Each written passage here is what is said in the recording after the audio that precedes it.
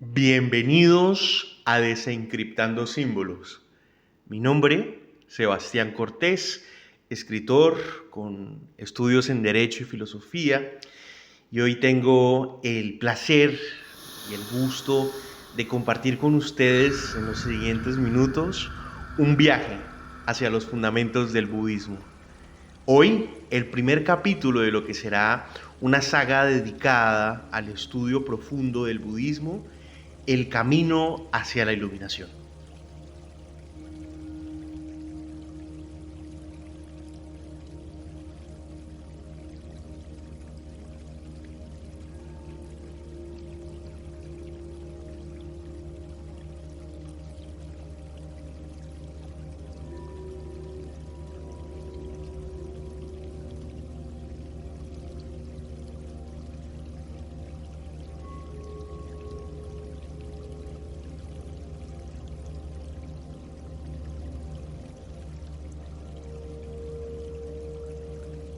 En primera medida, antes de cualquier cosa, me gustaría agradecerles por volver a escucharme luego de este periodo de abstinencia de alrededor de un año desde la última presentación del programa sobre la francmasonería.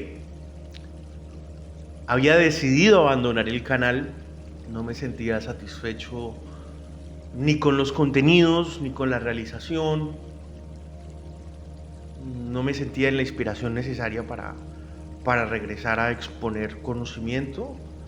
Sin embargo, comprendí que a lo mejor si se cambiaban algunas facetas del formato de presentación y demás, creo que sería funcional el producto. Y en ese orden de ideas se nos acá de nuevo, conversando sobre lo que para mí es mi orientación espiritual y evidentemente el discurso humano más bello, más profundo que se ha realizado en cualquier momento de la historia. Hablamos de una de las tradiciones espirituales más profundas, transformadoras y evolutivas de la historia. Una que nació en el corazón de lo que otrora era una región entre Nepal y el norte de la India, producto del resultado de una historia maravillosa de un príncipe que decidió abandonar todo lo que hoy consideraríamos necesario, deseable, casi que no negociable, como se utiliza ese término hoy por hoy, para la vida, en búsqueda de la iluminación, de lo que los maestros tibetanos llaman el despertar. Evidentemente, ese discurso lleno de reflexiones profundas que estudiaremos a lo largo de esta serie de capítulos es el budismo. Y es, reitero, la religión a la cual me suscribo y en la cual he encontrado paz y principalmente una capacidad bella de meditación y de reflexión y de conocimiento sobre mí mismo, que intentaré en la medida de lo posible, si mi lenguaje es lo suficientemente bueno, audaz, compartir con ustedes el día de hoy, hasta donde me sea dable, hasta donde se me conceda la posibilidad de expresarlo. En ese orden de ideas, la función de este primer capítulo es contextualizar el budismo, ubicarnos en el momento histórico y geográfico y social en el que nace esta orientación religiosa, como eje para poder explicar cada uno de sus fundamentos a posteriori en los consiguientes capítulos, ya que si bien es una religión que tiene unas orientaciones espirituales básicas en un sentido que son sencillas de transmitir, al fin y al cabo en eso radica su elegancia y profundidad, en la medida en que más meditas en esos grandes ejes conceptuales que ordenan todo el funcionamiento espiritual del budismo, más complejo se hace.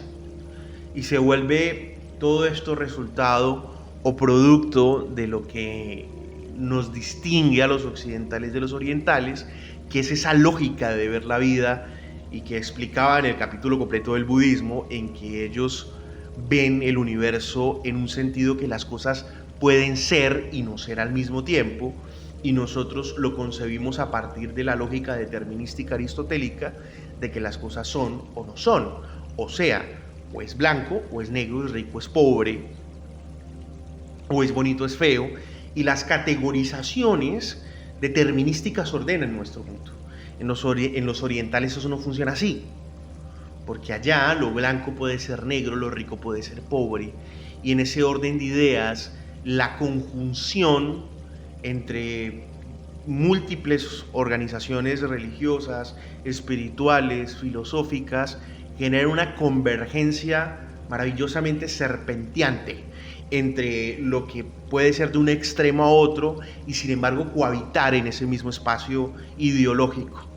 Así las cosas, las ideas en Oriente no se discriminan en un sentido en que se determina que esto es contradictorio y en consecuencia debe ser vigilado, castigado, excluido, determinado a un punto de control, sino que es permisible en la medida en que debe existir en el mismo sentido en que lo que yo creo y lo que yo pienso y lo que yo considero que es bueno, noble, bonito y elevado, debe existir. Entonces se genera un modo de ver la vida, un modo de adquisición del conocimiento, que eso es la lógica, que es profundamente incluyente, al punto en que permite la coexistencia de los seres en la medida en que estos complementan mi realidad, en la medida en que acepto que estos hacen parte de la realidad, la misma que yo cohabito. Y eso es fundamental para entender no solamente el budismo, sino como lo tratábamos en los capítulos anteriores, el shintoísmo, el taoísmo, el confucianismo, el hinduismo y todo el conjunto de orientaciones espirituales y religiosas que habitan en Oriente alrededor de 2500 años al día de hoy. O sea, hablamos de orientaciones religiosas que llevan 2500 años de profundización y de conocimiento. Hablamos de estructuras ficcionales de un alto grado de convencionalidad perfeccionadas a través de múltiples generaciones que han interpretado estos conocimientos y que los han elevado en la medida en que una y otra vez los han cuestionado y los han elevado y les han permitido una construcción a un nivel reflexivo extremadamente profunda. Entonces ese es el panorama en donde nos encontramos, en un mundo radicalmente distinto al nuestro, en la medida en que la forma en cómo se adquiere y se analiza, organiza y procesa el conocimiento radica a partir de una lógica de inclusión de las cosas, una lógica en donde todo puede ser y no ser al mismo tiempo. Y en ese orden de ideas, a diferencia de lo que ocurre con nosotros en Occidente, donde el cristiano protestante no le es concebible, no le es cognoscible la idea de que un cristiano que pertenezca a la iglesia anglicana o un cristiano que pertenezca a la iglesia ortodoxa o un cristiano que pertenezca a la iglesia católica sea en la misma forma cristiano, porque hay como una suerte insidiosa, a veces expresiva, a veces soterránea, de que uno tiene la verdad y el otro no. Uno es el que contiene el conocimiento definitivo de Jesús Cristo y en consecuencia el camino, la verdad y la vida, y el otro no. Y en ese orden de ideas se genera una misteriosa o inclusive en otros casos, y así lo ha demostrado la historia humana, una abierta discriminación entre los mismos cristianos o entre cristianos y judíos o entre judíos y musulmanes o entre musulmanes y cristianos, porque no es concebible producto de la lógica determinística, la existencia de múltiples orientaciones espirituales que cohabiten en un mismo espacio. No es cognoscible, no es permitible esa idea. Es imposible de administrar eso porque se ha construido una imagen del otro como enemigo, del otro como un imposible de permitir, de aceptar dentro de la realidad en cuanto a lo que yo considero, en cuanto a lo que yo creo debe ser prevalente. Así las cosas en Oriente, en el espacio en donde hoy nos encontramos analizando, es radicalmente distinto a esto y ahí hay que partir. Ese es el primer eslabón a analizar.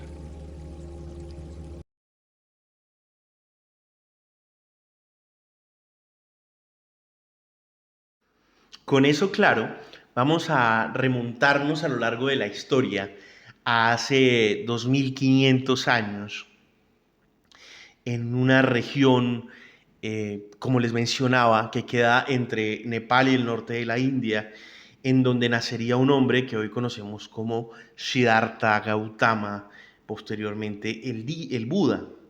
La expresión el Buda emerge etimológicamente del sánscrito, que significa el que ha despertado. Cuando en el Tíbet, como también en el budismo zen, se ha analizado la expresión Buda, se ha concluido de que no se aborda a un despertar físico, sino a una alegoría del sueño como el paso de las tinieblas del espíritu, de la ignorancia de sí mismo, hacia la luz del conocimiento intuitivo o un conocimiento elevado. Entiendas, un conocimiento profundo de uno mismo y del entorno. En ese orden de ideas es bellísima la expresión de Buda porque implica necesariamente el reconocimiento de una profunda ignorancia de sí mismo para la adquisición de esa iluminación. Pero emerge la pregunta, claro, y es ¿cómo llegó allá? ¿Cómo alguien pasa de un profundo desconocimiento de sí mismo a convertirse en el iluminado? Bueno, acompáñame a recorrer un poco en los siguientes minutos la vida de Siddhartha, que ha sido contada en múltiples ocasiones, pero que creo que he intentado sintetizarla a través de múltiples fuentes, como citar pues, textos antiguos del Tíbet, como también desde Occidente, Siete Noches de Jorge Luis Borges, que me ha ayudado a construir un relato que lo considero lo suficientemente convincente como para poder disponer de esta biografía. Espero lo disfruten. Cuenta la leyenda que Siddhartha Gautama, el príncipe, nació en Benares, entre Nepal y el noroeste de la India, alrededor del siglo VI antes de la era común, en lo que otrora era una familia noble en la desaparecida República de Sakya. La leyenda dice que la madre de Siddhartha tuvo un sueño.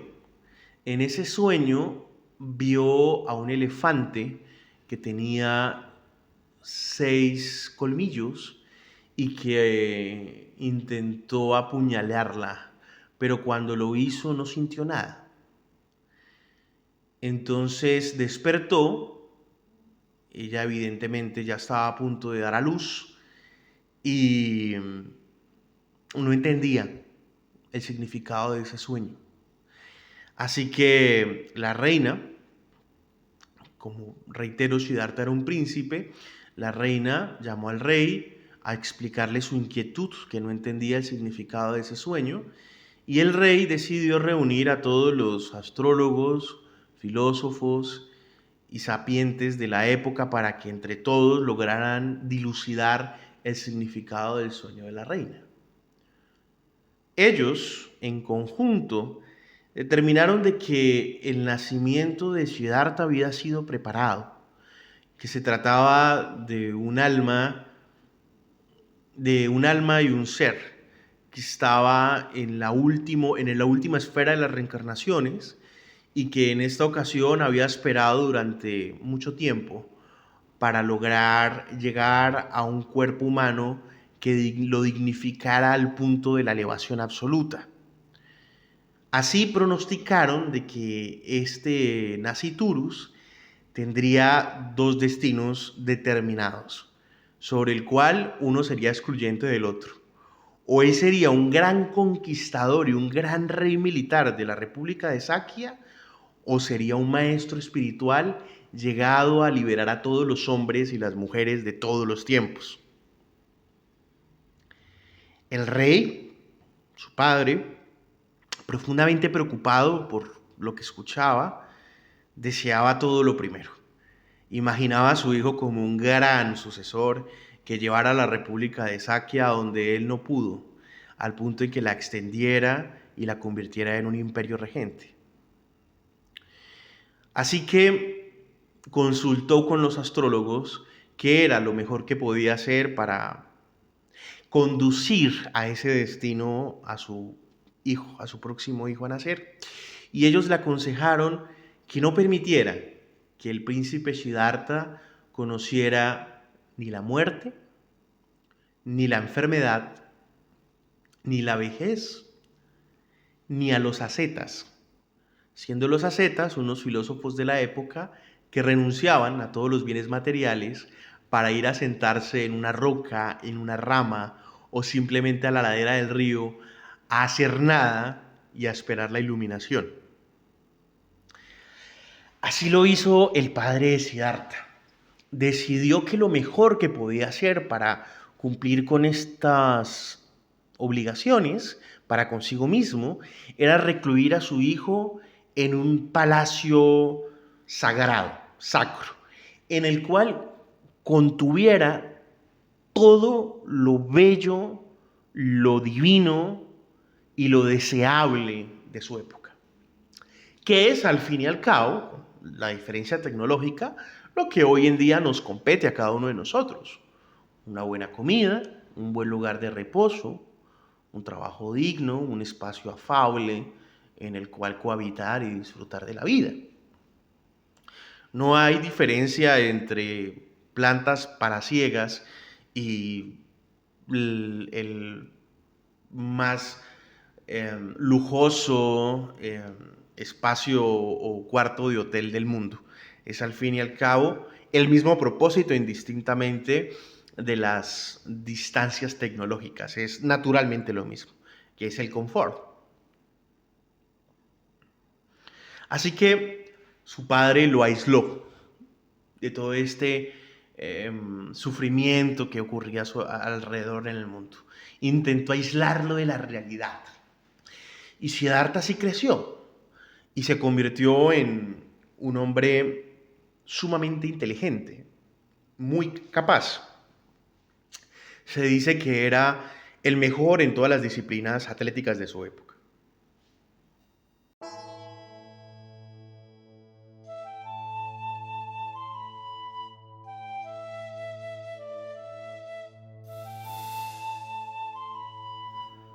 También se dice que fue un hombre de una capacidad y de un despliegue físico impresionante.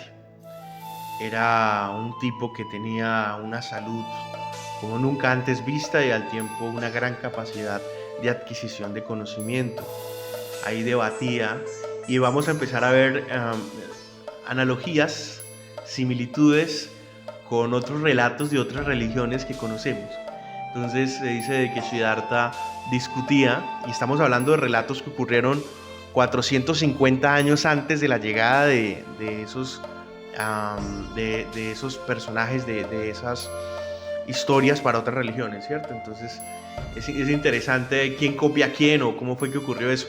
Pero la cuestión acá es que discutía con los médicos de la época a la edad de los 15, 16 años, así como Jesús Cristo evidentemente discutía con los fariseos y los saduceos en el templo del Sanedrín, en el tiempo en que era joven, antes de los 30 años. Hay muchas similitudes entre la vida de Jesús y la vida de Buda. Es indiscutible eso. Es impresionante. A diferencia, eso sí, de que en el relato de Buda, Buda sí fue de alguna u otra manera un ser humano, si se quiere, más ordinario, en un sentido en que tuvo una esposa, unos hijos y demás, ¿cierto? En el relato de Jesús Cristo que uno lee en los evangelios, no hay un rastro, a diferencia de otras vertientes cristianas que vienen a dar otras versiones de Jesús Cristo. En el relato de los evangelios evidentemente no se observa la figura de Jesús Cristo como alguien que hubiera tenido una familia. Pero volviendo al tema, Buda se desarrolla, Siddhartha Gautama se desarrolla en este espacio, en esta planta palaciega, y disfruta de todos los placeres de la vida. Tiene la mejor comida, tiene la mejor ropa, tiene los mejores placeres. Se dice que tenía un harén gigantesco de mujeres a su servicio. Era un hombre supremamente elegante y sofisticado. Disfrutaba de la mejor música de su época, del mejor arte y de todo lo bueno, lo bello, lo sabroso materialmente de la vida, pero solo bajo una condición. Una simple y llana condición: que no podía salir del palacio. Buda no podía salir de esas paredes en donde su padre había construido todo un universo de cosas bellas para él.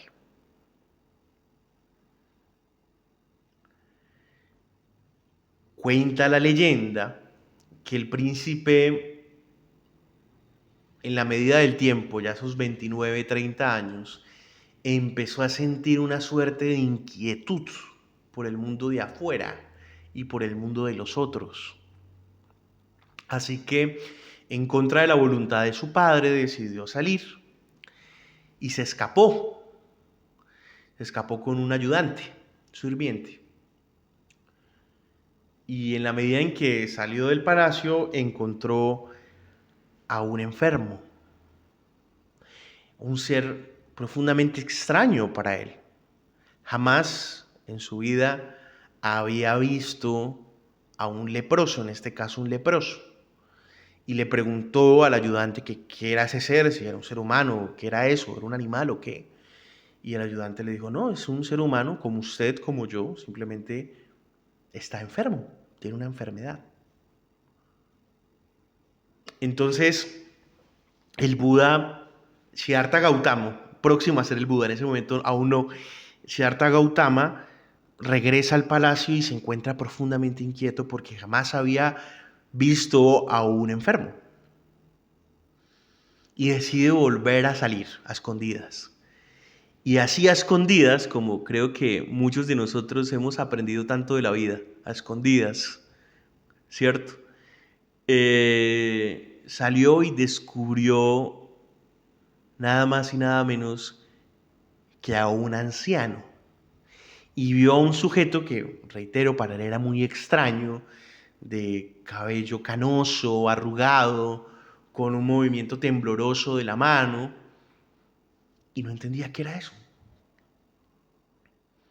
Volvió a preguntarle al ayudante y él, evidentemente, le explicó que era un hombre, al igual que usted y yo, pero pues está viejo y que todos vamos para allá.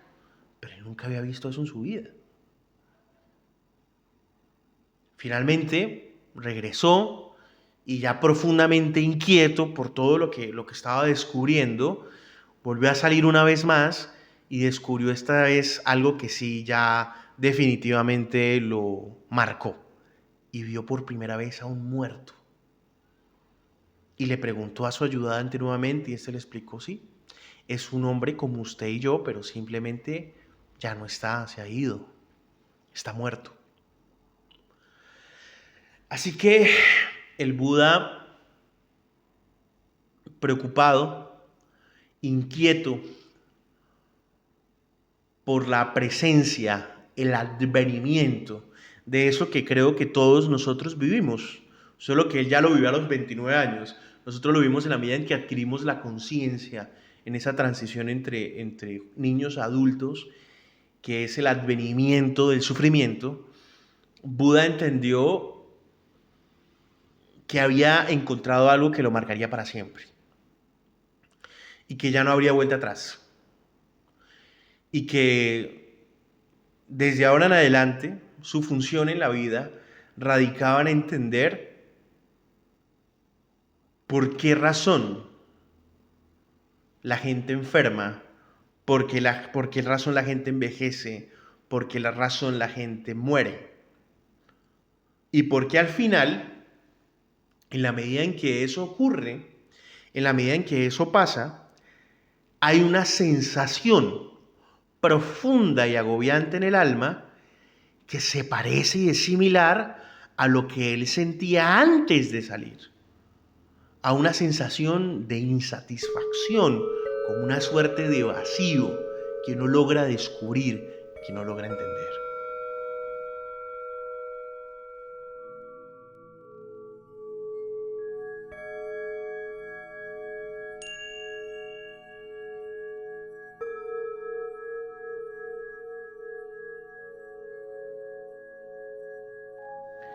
Abrumado por el advenimiento del sufrimiento, que en sánscrito se conoce como dukkha, el príncipe Siddhartha intenta salir una vez más del palacio, lo logra y encuentra finalmente a una serie de hombres que tienen la misma preocupación de él, que eran los ascetas, ¿no? Estos filósofos que les contaba que su función era simplemente alejarse, despojarse de todo y sentarse en una piedra, en una rama, en algún lugar a esperar la iluminación, echados ahí simplemente sin hacer nada, esperando la iluminación y el advenimiento de las respuestas que dilucidaran la existencia del sufrimiento. Entonces, Buda se sorprende y queda loco con esa vaina. Dice, wow, o sea, esta gente tiene la capacidad, la voluntad y el profundo deseo de lograr respuestas que son a las mismas preguntas que yo tengo y que yo no logro encontrar acá dentro de este palacio. Así que dice la leyenda que en la noche en que Buda descubre que va a ser papá, bueno, hay también otros mitos, ¿no? Hay otros mitos que dicen que en realidad ocurre cuando ya estaba su hijo nacido y era como una suerte de fiesta su hijo. Pero independientemente de eso, el relato es convencional en un sentido en que él estaba observando a su esposa con sus concubinas bailar y todas divinas, hermosas, cierto, sensuales, pero ya nada de eso le interesaba, el tipo estaba hastiado, simplemente estaba agobiado por las preguntas sobre el sufrimiento que le atosigaban su cabeza y decidió acostarse a dormir. Y cuando se levantó, ve a su esposa y a estas doncellas que están horribles, están hechas un ser humano al final cuando duerme, moqueando, roncando, y nada de eso le parece atractivo y dice, no, o sea, esto ya no me complace, renuncio a esto, renuncio a esta materialidad que no me ofrece absolutamente nada, que no me llena en nada, y me voy a despojar directamente hacia el conocimiento superior. Voy a identificar la causa del sufrimiento. Quiero entender el sufrimiento, eso que me está atosigando, eso que me está a mí revolviendo las vísceras y que lo veo también en las personas que yo vi afuera. O sea, eso a mí me sobrecoge. Así que, sin ya soportar más esa inquietud de sí, Buda sale del palacio y se desapega de todo lo que hasta ahora era y renuncia a su título noble y simplemente se entrega hacia la búsqueda del camino de la iluminación. Se dice de que el Buda se sentó con los ascetas ahí a hacer nada y se parchó con ellos, como decimos en mi país, se parchó con ellos y se quedó ahí sentado haciendo nada, relajado, echadito, reposadito, esperando la iluminación, sin hacer nada. Y duró ahí días y días. Y el hombre aguante hambre, aguante frío. Y nada que se iluminaba. Nada que llegaba a la iluminación. Y nada que lograba entender la causa del sufrimiento. Pero al fin y al cabo sentía, digamos, en la belleza del acto del sacrificio y del dolor y en ese primitivo estoicismo de admitir la necesidad y enfrentarla, una suerte de admiración, tanto por él mismo como por los hermanos ascetas que lo acompañaban. Así duró durante 6 años. Practicó esta austeridad y se sostuvo en la medida en que pudo, al punto en que prácticamente quedó moribundo. En una ocasión, después de esos 6 años, Buda se levantó y dijo: ok, estoy hambriento, estoy enfermito, tengo frío, han pasado 6 años con estos locos y aunque los respeto y los quiero mucho, esto no me da resultado. Esto no me dilucida en nada. Entonces se dice que se levantó, comió arroz, que una mujer, una chica que lo vio, lo reconoció y dijo: es el príncipe Gautama, y le ofreció arroz, y entendió que efectivamente ese no era el camino para encontrar la luz que necesitaba. Así que con cierto dolor también, e inclusive con algo de vergüenza, se levantó y se despojó de sus queridos amigos ascetas hacia buscar un camino personal que lo llevara a encontrar finalmente la respuesta que había estado esperando durante más de 6 años.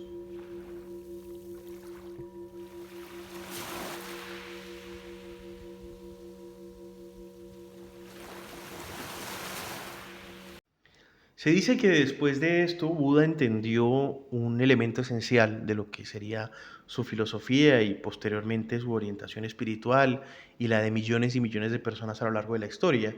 Y es que ni los excesos, ni la mortificación, ni el aguante, ni el soporte lleva a la verdad o a una conexión profunda o espiritual con la realidad.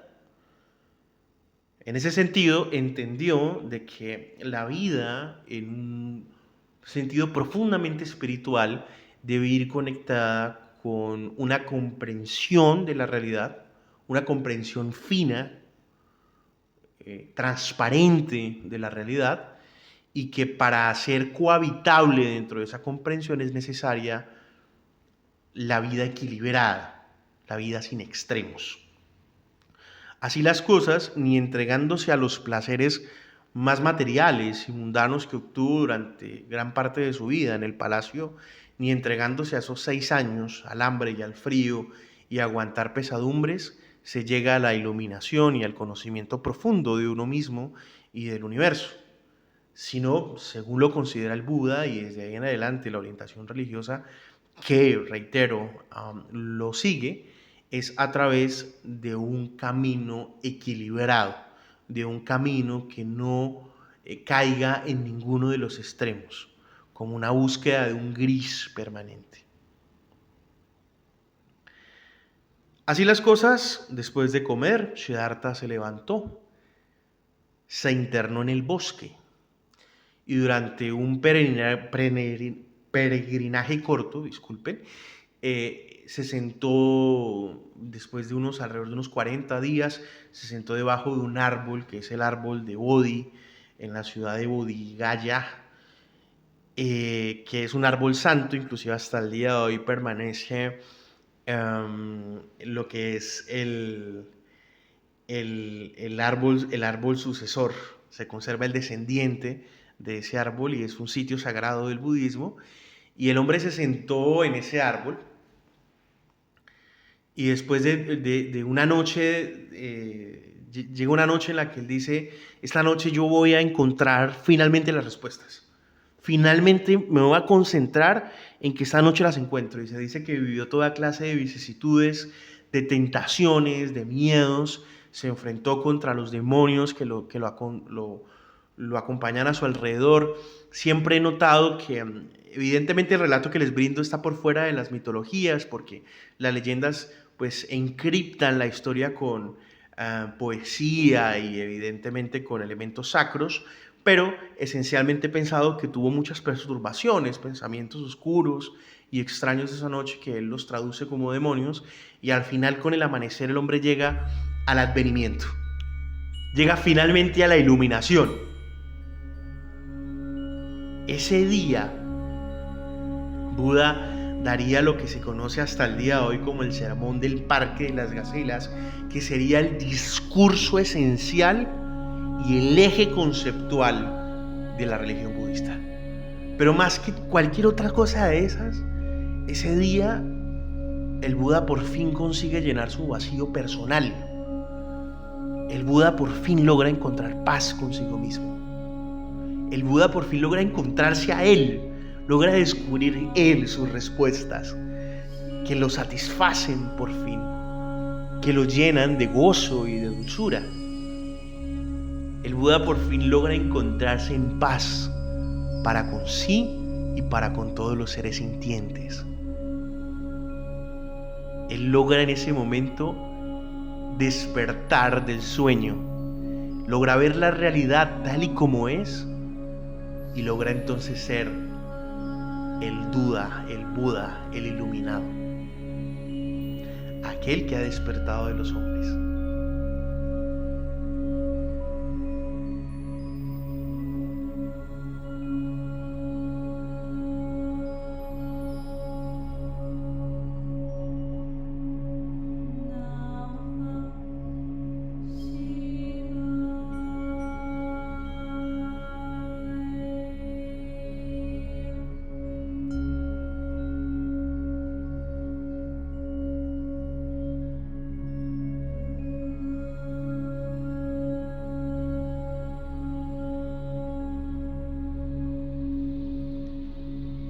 Pero, ¿cuáles son entonces esas grandes respuestas?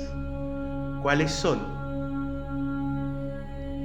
los advenimientos que vendrían de él hacia él como un demiurgo de cosas bellas y de cosas nuevas? Partamos primero que todo de entender de que el budismo es una orientación religiosa y espiritual no teísta. Es decir, que la presencia de Dios o la presencia de un ser superior o de múltiples seres superiores no es incidente. Aquí la discusión no radica en si existe o no existe un Dios que moldea o no nuestra realidad, sino en entender las causas del sufrimiento. En ese orden de ideas, para mí el budismo ha sido lo más primitivo de la psicología en realidad, porque busca es un conocimiento profundo del interior sin la necesidad de inquirirse sobre el mundo exterior. Por esa razón, en el discurso del sermón del Parque de las Gacelas, Siddhartha Gautama no menciona a Dios en ningún lado. Ni es incidente ni es importante. La discusión de Dios no es importante. Es decir, según el budismo, si vos crees en su existencia o no crees en su existencia, no entra en contradicción con las enseñanzas de Buda, porque simplemente las enseñanzas de él están categorizadas para descubrir la verdad del sufrimiento. Esa verdad que es existencia a todos los seres sintientes, indistintamente de su orientación religiosa. En este momento les voy a leer, si me permiten por favor, un fragmento bastante estructurado, bastante logrado, de lo que fue otrora ese discurso.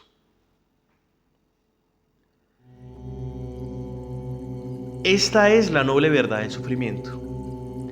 El nacimiento es sufrimiento, el desgaste es sufrimiento, la enfermedad es sufrimiento, la muerte es sufrimiento, la presencia de los objetos que odiamos es sufrimiento, la ausencia de los objetos que amamos es sufrimiento, no conseguir lo que deseamos es sufrimiento.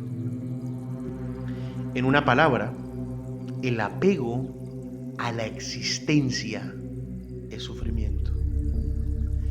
Esta es la noble verdad de la causa del sufrimiento.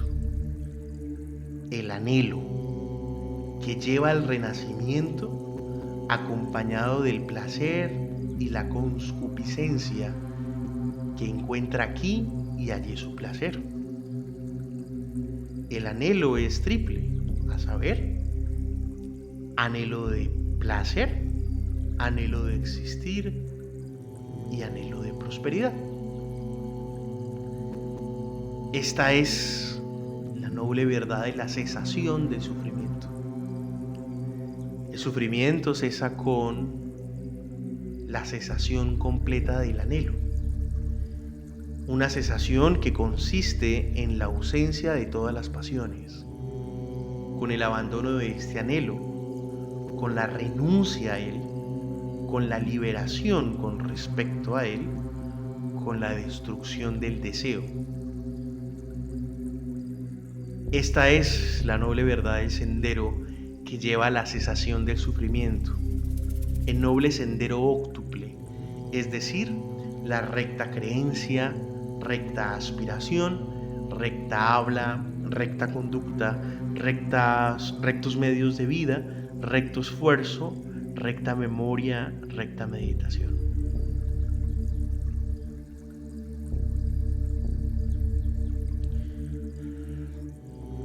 El discurso de las cuatro nobles verdades es definitivamente, para mí, las palabras más incidentes y más importantes que se hayan dicho en la historia. Independientemente, claro, de lo que hayan logrado grandes poetas y escritores o grandes personajes o líderes como el rabino Jesús Cristo, hasta como lo fue los grandes poetas de la antigüedad o los grandes líderes políticos. Porque el discurso de las cuatro nobles verdades encripta una pregunta que nos hermana a todos los seres humanos, desde que nacemos hasta que morimos, y es ¿por qué sufrimos? ¿Cuál es la causa? ¿Por qué indistintamente de lo que sea que conseguimos o logramos, por qué a pesar de que llegamos a puntos anhelados o que compramos, no dejamos de sufrir? Ricos y pobres, buenos y malos, todos están sufriendo. Y todos en este momento, incluyéndome a mí y a todos los que me escuchan en este momento, sufrimos. Y algo nos atosiga. Y algo nos permea y nos está permanentemente fastidiando la existencia.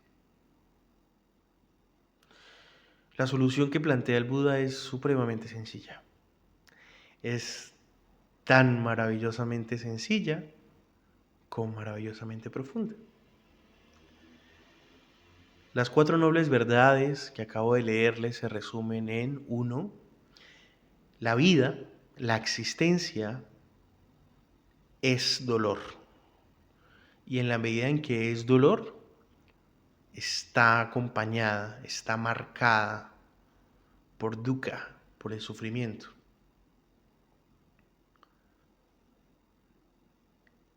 Los monjes tibetanos la reducen inclusive a algo mucho más sencillo, que es la verdad de que hay sufrimiento. Hay sufrimiento. La segunda noble verdad del Buda dice que el sufrimiento tiene una causa, un origen y que puede ser entendido. Y que ese origen es el deseo y el apego, y que esos apegos se dividen en 3 grandes categorías.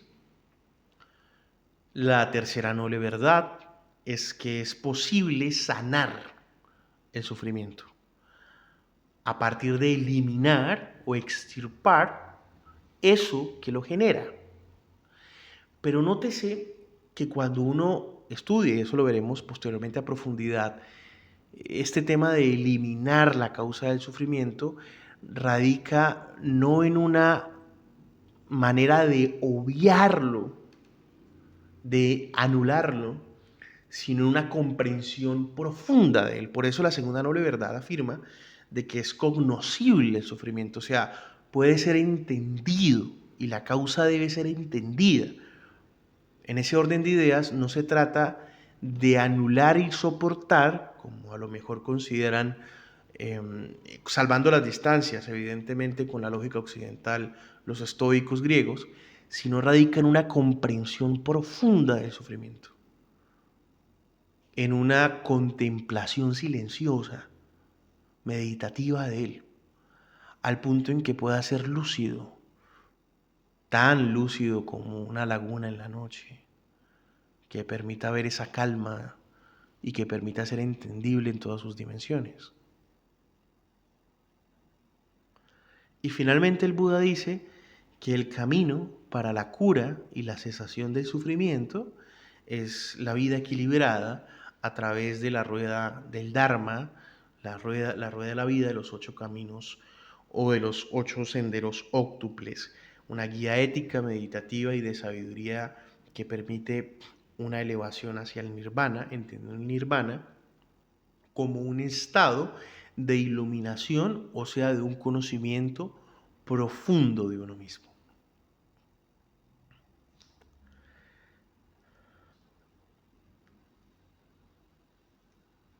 Buda esencialmente dejó un fundamento básico, y es que sin importar el origen o la cultura de los seres, todos tienen la capacidad de despertar, todos tienen la capacidad de superar el sufrimiento, todos tienen la posibilidad de entender la realidad tal y como se presenta, de admitirla al punto en que sea tan naturalmente cognoscible y que en consecuencia se permita una experiencia humana profundamente lúcida. Y en esa lucidez se encuentran verdades que son tan sencillas y tan minúsculas, pero tan maravillosamente satisfactorias, al punto que nos permiten entrever los entresijos de la realidad que los demás seres humanos, producto de su propia ignorancia o su incapacidad de salir del dolor, no lo ven. Es en realidad un estado de paz y de liberación. Quiero dejar algo muy claro: Siddhartha Gautama, después de convertirse en el Buda, nunca se presentó a sí mismo como un dios, ni como una deidad, ni como el camino a seguir, ni como el fundador de una iglesia, ni nada por el estilo. Siempre se presentó a sí mismo como un ser humano, como un guía, como un ser que había alcanzado un nivel de iluminación en un punto en que se había conocido profundamente a sí mismo, que lo llevó a un grado de experiencia personal ética elevado. En ese orden de ideas, sus enseñanzas lo convierten en un guía. E inclusive, dentro del budismo tibetano, se observa al Buda en realidad como una acompañante. Alguien que te va contigo, como de la mano, que te va guiando, que te va enseñando, que te va llevando ahí de a poquitos por el sendero de la realidad. Eso me parece una imagen espectacular porque enaltece la enseñanza por encima de la figura. Si bien es verdad de que hay orientaciones religiosas dentro del budismo, como el budismo Mahayana, que tiene una ritualidad profunda en relación al Buda, inclusive dentro de este, aún con toda la ritualidad también del budismo tibetano, siempre se enseña el cuestionar al Buda y el cuestionar su verdad, al punto en que si ha de advenir una enseñanza que sea superior, será cognoscible, pero hasta el día de hoy no ha podido el ser humano a lo largo de la historia encontrar una enseñanza que sea al nivel de cuestionable a aquello que ha emergido durante más de 2500 años como una explicación profunda y definitiva a la existencia humana o a la condición de ser humano.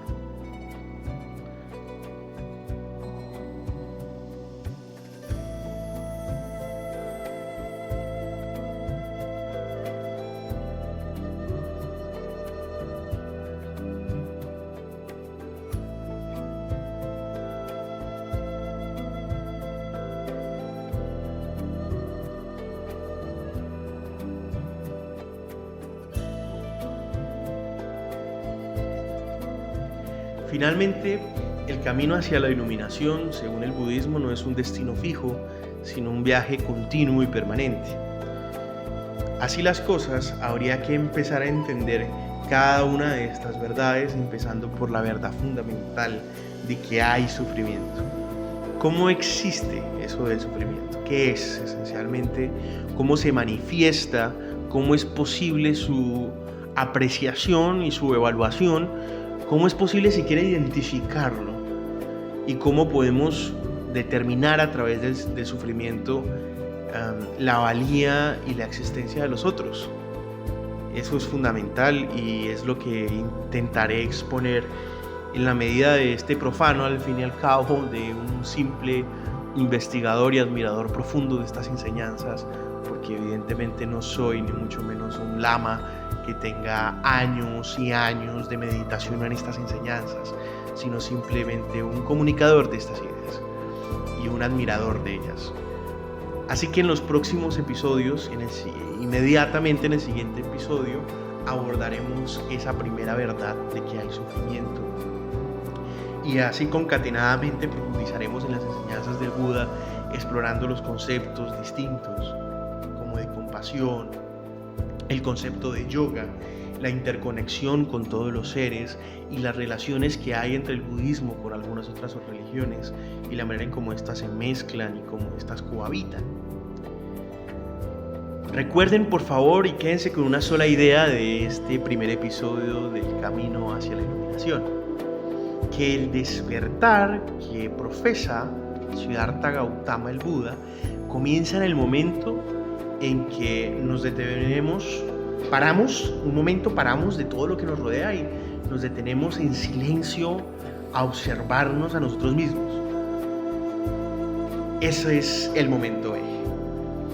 Ahí, cuando en el espacio de paz y de calma que cohabitan todos los seres en el transcurso de las noches en sus almohadas, paramos un momento y nos empezamos a ahondar en nuestro interior, a viajar a la profundidad de nosotros, a intentar entender por qué sentimos lo que sentimos, por qué estamos experimentando angustia o dolor o sufrimiento por esto, y en la medida en que sí es tan o no menos incidente, ahí comienza el despertar de la conciencia. Así lo encontró el Buda también, y así nos enseñó a los demás a acompañarlo en ese camino hacia el nirvana, hacia ese estado máximo de iluminación, a ese espacio de tranquilidad, de sosiego y de calma absoluta. Muchas gracias por acompañarme en este primer episodio de Fundamentos del Budismo.